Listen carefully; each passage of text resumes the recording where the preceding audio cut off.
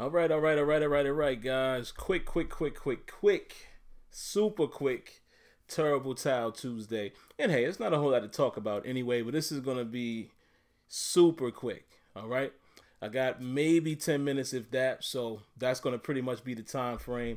Probably won't have as much opportunity to answer some of you guys' questions. Running a little late today, man, but it is what it is. Need to be done here by 6:30, so that gives me no more than 13 minutes. So here we go. Let's go ahead and jump right into it, guys. I see a couple of you are already in here. So we're going to talk about a couple things, man. Like I said, I'm going to speed through it. We're going to talk about Le'Veon Bell and the franchise tag, the Steelers safety grade, and then, we'll leave it at that. And I'll give you a couple of other little nuggets. For instance, let's talk about one quick nugget really quick. So Kevin Colbert, man, if you guys haven't already, you want to listen to Kevin Colbert, and it's always that time of the year where Colbert, as well as Art Rooney II, a lot of times they give a little indication as to the pulse of the team and what they're thinking about certain players. Now, they didn't really commit too much to the Bell situation, nor did they commit a whole lot to really giving us an insight as to where they're going to go with the draft. But there were a couple of quick things that I will say that Kevin Colbert pointed out, particularly with Joe Hayden and Vance McDonald. I know some people, Steelers fans, are thinking maybe these guys could end up a cap casualty. One of the rumors that came up, one of the rumors that came out was basically that, maybe guys like Vance McDonald or Joe Hayden would be cut. And, because of them being cap casualties, all right? Now, Joe Hayden, it also was a report that came out as the Steelers want to retain him, but maybe at a lower price. So, maybe if they can convince him to take a little bit lower, cool. Vance McDonald, I don't think we're going to see a cut there. I think Vance McDonald has a bright future if he can stay healthy. I don't think the Steelers make a drastic move like that. So all in all, I will say that, basically Vance McDonald and Joe Hayden are probably safe. And again, listening to what Kevin Colbert said, he basically said he would like to see how these guys, how they handle a full calendar versus, acquiring them, them when we got them. So if that's any indication, there you go. All right, the other thing I will point out here really quick. Well, actually, let me get to the real topics first, and then I'll come back to the last piece of it. Because again, I literally have 10 minutes right now. My wife is gonna kick me out of the man cave to do her thing, so I have to hurry up here. So what I really want to talk about, man, let's go into the safety grades now, really quick, guys. I'm gonna give our safety group a D. Some people might say that's a little harsh, but let's talk about it. I'm going to give him a D. Reason being, guys, is, okay, we're looking at Mike Mitchell. Mike Mitchell is not horrible, in my opinion. He's not a horrible football player. He's just not the greatest cover safety. He doesn't always play the right third of the field, if you will. And I know it's hard on a free safety, but everything is not his fault. But there's too many plays that's been given up down the seam, down the middle of the field, or the deep half of the field, deep thirds of the field, where you would expect your safety to be there. Now, I know a lot of times it's cover three, and, the corner's got to do his job as well, but we all know how we feel about Mike Mitchell. Sean Davis, however, he's a guy who has upside, but we have to judge Sean Davis on his second year. We didn't see a lot of progression, guys. Did not see a lot of progression from Sean Davis. We saw at the last taste that we have in our mouth from Sean Davis is the performance against Gronkowski. Now, I get it. 1-to-1, man-to-man, not a whole lot of people are going to win that battle. Well, I'm talking about the passes that got them all the way down the field, not just the two-point conversion. And again, Sean Davis hasn't really given us a lot of splash. He's done decent, but hasn't given us a lot of splash. So I'm going to give our safety group a D. Looking at who's behind them, Robert Golden, yeah, okay. Looking at Jordan Dangerfield, yeah. We're talking about coverage here. Now, Dangerfield is a good tackler, but we're talking about coverage. And again, Golden had his chance. He couldn't stay on the field. Very meh for the safety group. I'm going to give them a D. All right, and I'm speeding through this, guys, so you guys got to forgive me for this quick, terrible towel. But that's where I'm going. I got to say D, for the safeties, which means we need help there. You remember last week I gave a C+ to the corner group because I think there's some upside there. I think another season with Joe Hayden could be well. I think Cam Sutton has the biggest upside as well as a guy like Mike Hilton. So, I think that's going to be okay. Artie Burns is probably the one. He's not showing all of his potential yet. He's probably the one keeping us right around a C+. We'll see how that progresses. Now, speaking of that really quick, speaking of Mike Hilton, I'm seeing Steelers fans asking whether or not we should bring back Sinquez Golson. For what? Why? He had his chance. Now, even if he came back healthy, whose spot is he taking? I'm confused. Mike Hilton clearly is going to be the slot corner of the future. So, just my thoughts.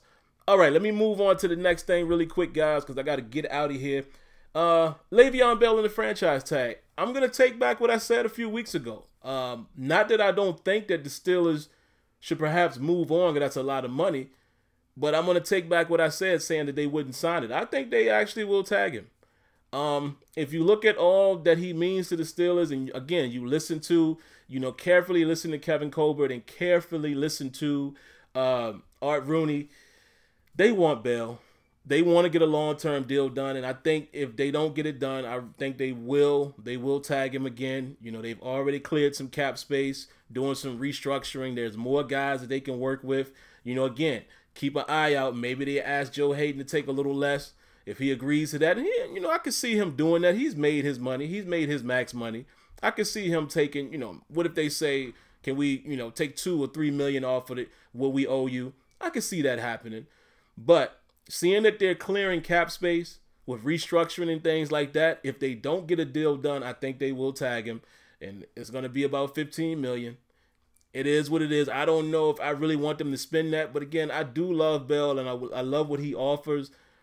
But if they tag him again, I just think that might be the end of it. We'll see. Maybe they tag him just to buy some time to get a deal done. And I'm just curious to what those numbers are. I still don't prefer paying him $15 million or more. I don't prefer paying him upwards of $15 million or more per year. No. It's going to come down to the money that they give him that's guaranteed. And, is he going to get an Antonio Brown contract? Probably not. So I'm just saying we'll see how that happens. But, hey, I'll take it. They tag him, I'll take it. If not, I'll take that. We'll look in the draft. All right, now, speaking of the draft, guys, I will end it with this. I got about 5 minutes or so left. I'll end it with this. Early mocks that I'm looking at, guys, and I'm not ready to give mine yet because I haven't had a chance to. I've had a chance, but I really like to look at tape after the combine. I like to take what comes out of the combine and compare that to what I see on film. And in some cases, guys don't perform well in the combine, and the film is good. So that's why I like to do that. But two names that I'm hearing, and kind of reverse order, but I'm hearing Malik Jefferson, the linebacker, inside linebacker out of Texas. And I'm going to read to you guys really good, really quick what his good and bad is, and then we'll move on really quick. Instinctive and diagnoses plays in the backfield quickly, has downhill speed to meet the running back in the hole, shows comfortability dropping into coverage, good understanding of zone depth and pass coverage, rangy athlete sideline to sideline. Do we need that or not? Bad, is susceptible to getting pushed around by bigger, stronger linemen, struggles to shed blocks or defeat blockers one-on-one, has room to add more strength, picked up easily on blitzes due to lack of strength. That sounds like Ryan Shazier. Bring him in, see if we can develop him. If he's there, I'll take that, either the first or second pick. This other guy that I'm hearing is some people are mocking this guy first. Ronnie Harrison, safety out of Alabama. Okay, now what they say about him? Very good size, hard hitter, has shown a strong ability to cover opposing teams' #1 tight end. Incredible amount of athleticism, has success on special teams, very good against the run, does a decent job reading the quarterback, elite athleticism. Now, I'll read some of his quick bads and then I'll get out of here. It says he shows mental lapses occasionally, anticipates too much at times, improper tackling form at times, which leads to missed tackles. This kind of sounds like Mike Mitchell, okay? Wasn't as consistent as a starting NFL safety should be, needs to be more patient at times. However, they're saying that he's probably one of the best, if not the best safeties coming out of the draft. The guy is 6'3", 215. I like that size. I like that range. What we're going to need to work on, though, is whether or not he could play strong safety or free safety. Now, if you do that, maybe you consider putting a guy like Sean Davis at free safety, or maybe you can coach this guy up because they said he's good in zone coverage. All right, so either way, I like it. You know, take a chance, see if you can develop the kid. I love his size, and, you know, having a guy like him and Sean Davis, bigger guys, and if you can get them playing their zone coverages the right way, I'm cool with that.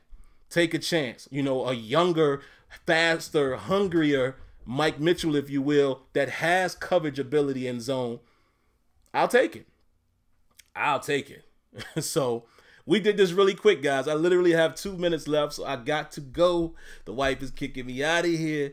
But I think this was, you know, a good enough stream. Again, we don't have a lot to talk about now, guys, as far as, you know, the Steelers stuff. We got to wait until we at least get to the combine, and then I'll have more stuff for you. So, got to run, guys, but please do me a favor if you haven't already. Subscribe to the channel, hit the like button, and make sure you cut on your notifications so you're fully aware of the next video. And also, come back later, guys, after this archives, and leave your comments. I want to get into some discussion with you guys. I don't have the time tonight to read you guys' comments, so please, please, please, guys, if you could do me a favor, come back to the video after it archives, leave your comments because I want to interact with you guys. And for you guys that know me for gaming, I'll be on later tonight. It might be a little earlier tonight. I might try to get on maybe around 7:30ish, 8 o'clock.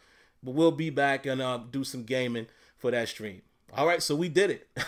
Less than 12 minutes. So I got to get out of here, man. Love you guys like always, man. I'll be back next Tuesday with another Terrible Towel Tuesday, and hopefully we'll have a little longer time to get that one done. All right, got to run for now, but I'll catch you guys later. Peace.